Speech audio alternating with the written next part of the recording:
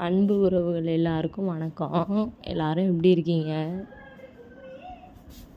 இன்றைக்கி எங்கள் வீட்டில் நைட்டு சாப்பாடு தாங்க. என்னென்னு பார்க்க போகிறோம். சுட சுட சோறு. எங்கள் தாத்தா தாங்க எல்லாமே சமைப்பாங்க, நல்லா சமைப்பாங்கங்க.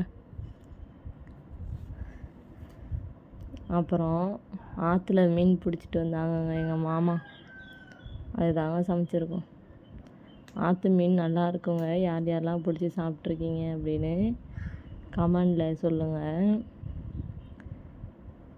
3 கரண்டி குழம்பு ஊற்றிட்டு அப்புறம் 2 மீனை வச்சுருக்கோம்.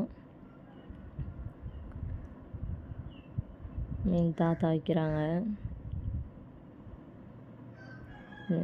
மீன் நல்லா வெந்திருந்துச்சிங்க. குழம்பு சூப்பராக இருந்துச்சுங்க.